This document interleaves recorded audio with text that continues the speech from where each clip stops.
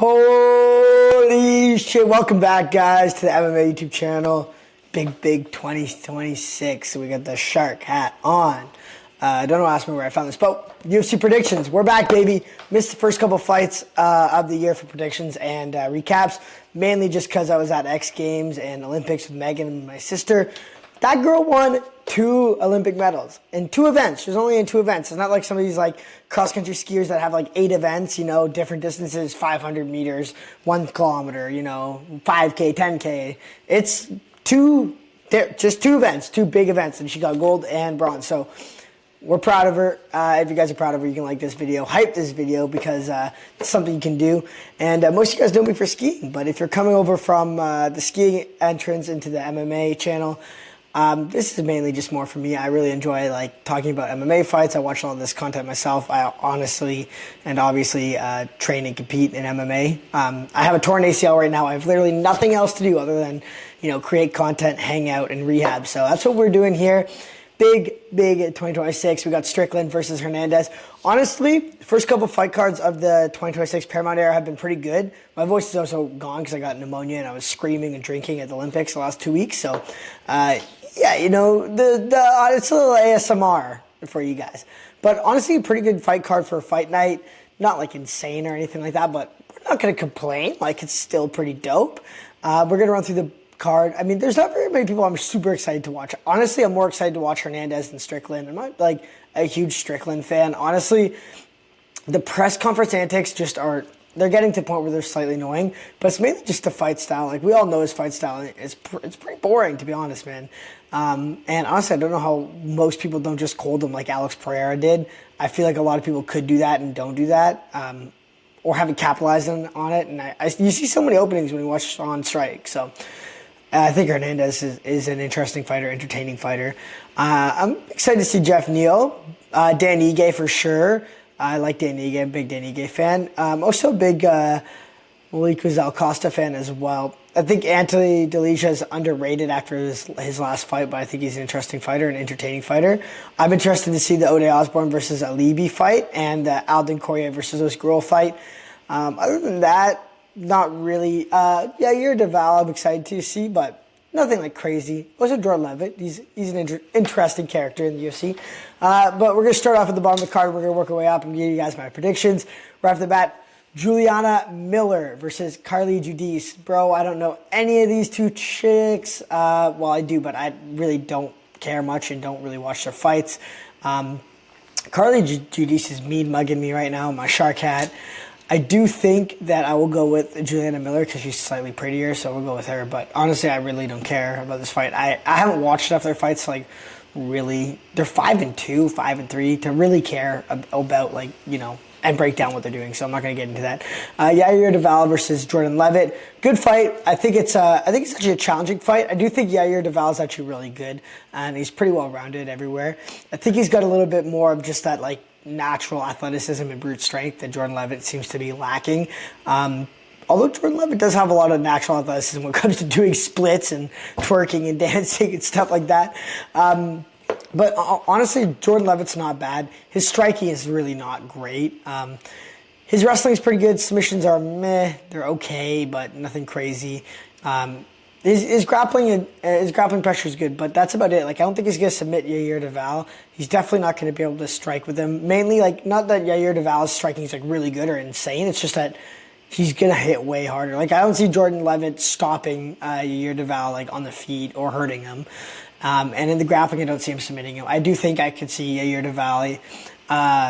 Del Valle. I could see him submitting Jordan Levitt, and I could also see him hurting him on the feet. So I think Yair Del Valle is going to get the win here, and I think he's probably going to get it by finish. I think if there's anybody that's going to win the fight, it's him. And if it goes the distance, I think he's just going to be the guy doing more damage anyway, so he'll win the fight that way.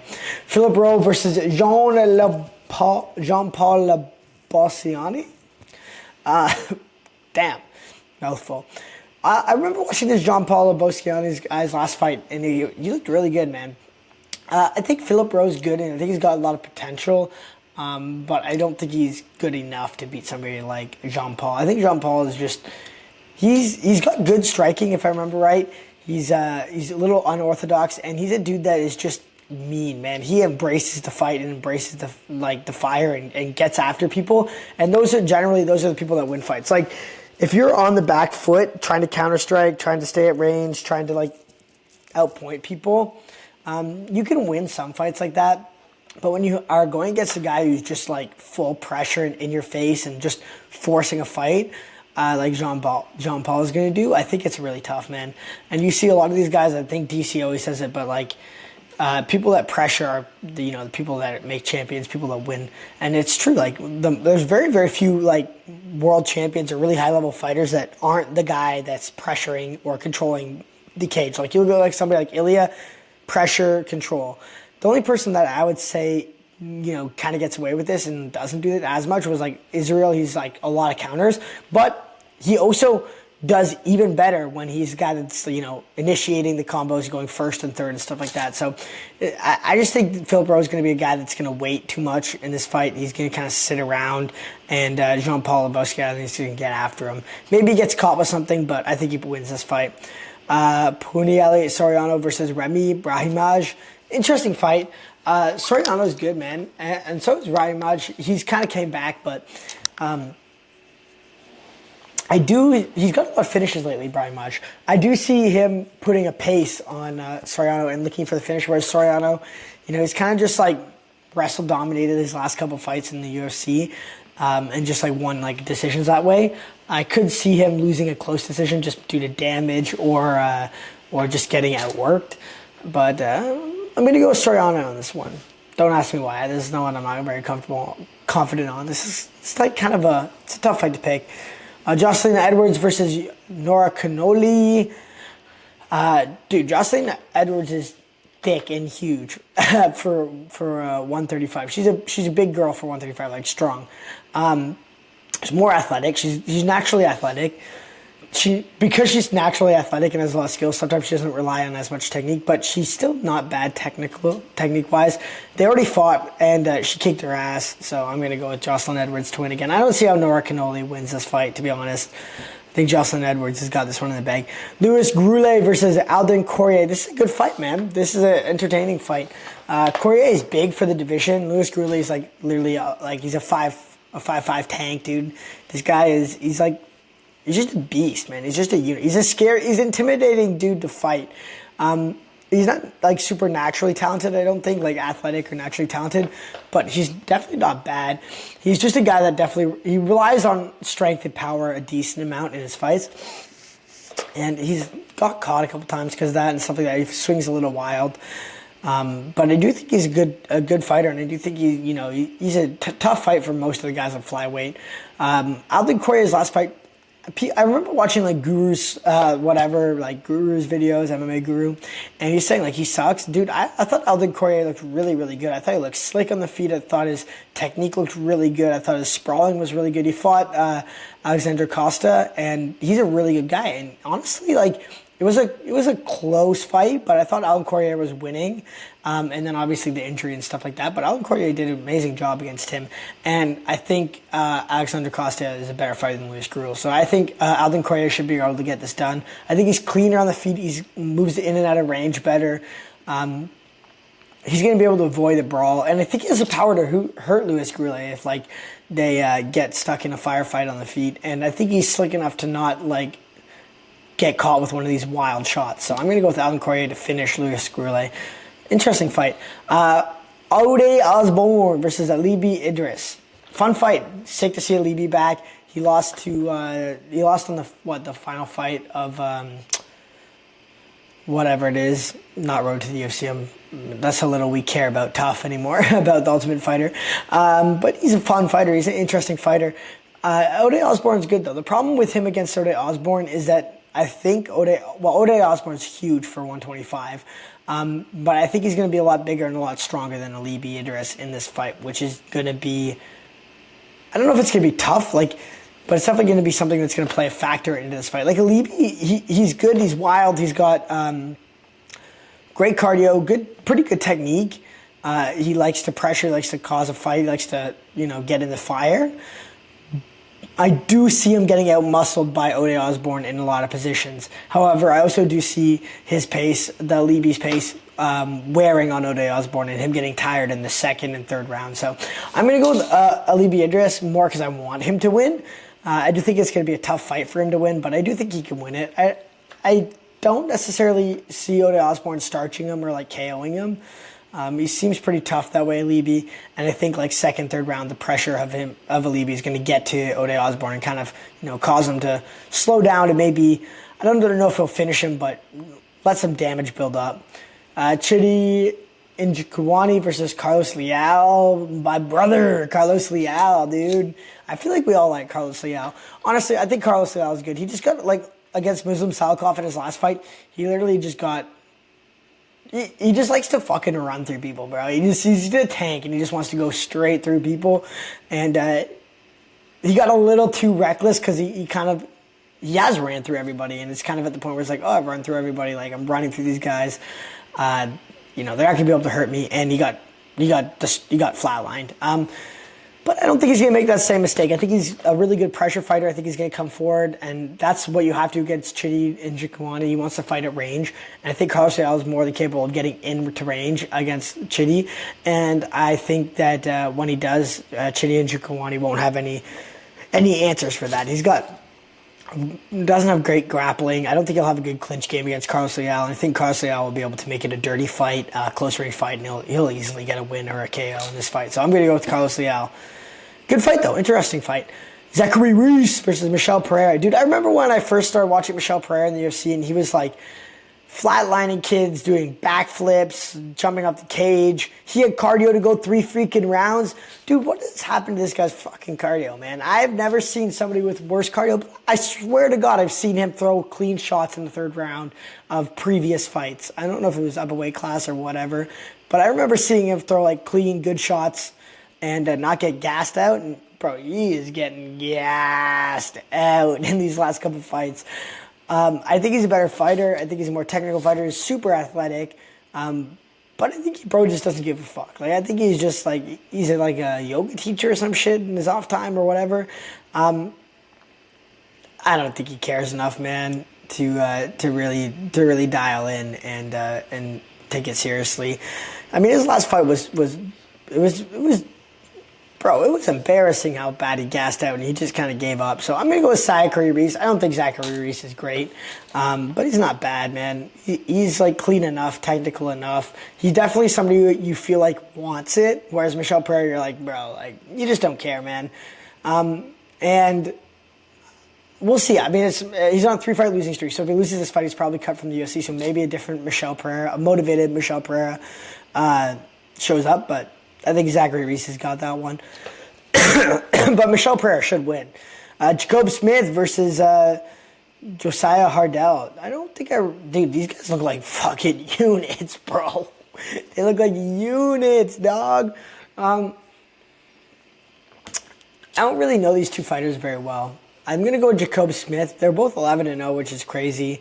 Jacob Smith's a little bit taller, similar in stature, similar reach. I don't know these guys enough, so that's casual of me, as I know, I'm sorry, but I'm going to go with Jacob Smith, but I'm going to go with Jacob Smith based on better abs and better hairline. How about that?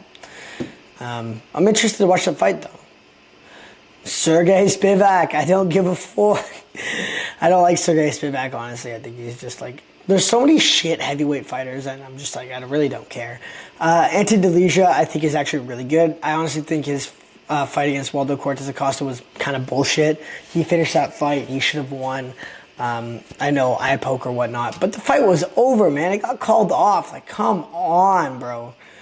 And I thought he looked really, really good in that fight. I thought he was beating the shit out of Waldo Cortez Acosta. He looked good. His striking was technical. He just, bro, I don't know. I think that was some bullshit. So I think Delicia is going to win this fight. I was a little surprised at how easily he got KO'd by Waldo Cortez Acosta, but also, like, Waldo hits hard, man. But he's a good fighter. He's one of the best heavyweights. He's definitely better than Sergey Spivak. So I think Delicia, minus getting glass chinned by Sergey, should easily beat him. Dan Ige versus Malik Costa. This is an interesting fight. This is a good fight, man. I like Dan Ige. And I also like Costa, man. Costa's a fun fighter. And he is technically good, man. I always thought, like, man, maybe he's not. He's technically good. He's good everywhere, Costa. He's got good cardio. He's got good pace.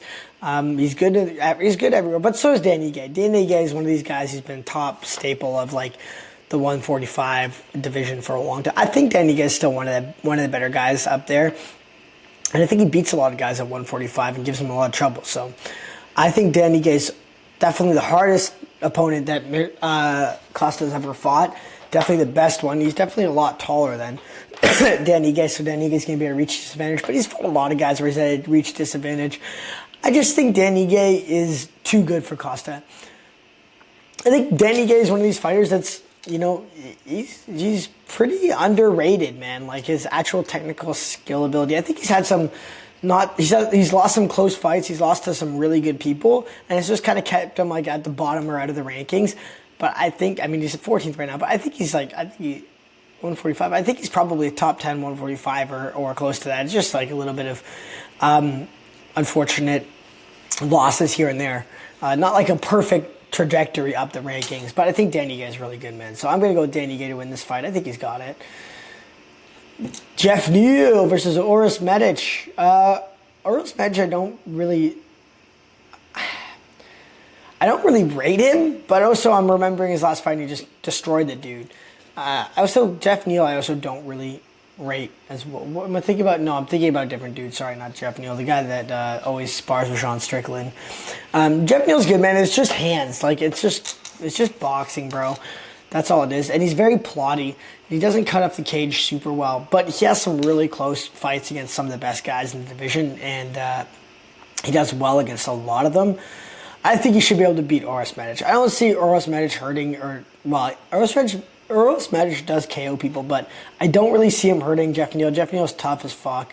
I think he'll be able to hang on. And I have seen Uros Medic get KO before, and I do think Jeff Neal, within 3 rounds, will find a shot to put Uros Medic down. Like, he just hits so hard. And his boxing and striking, I think, is cleaner than Uros Medic. So I'm going to go with that.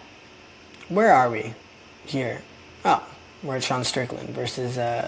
Dude, my page is lagging so hard, brother. Let's see if we can refresh that shit. Boop.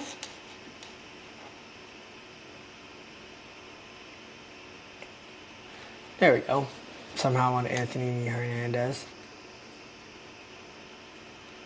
There you go. Sean Strickland versus Anthony Hernandez.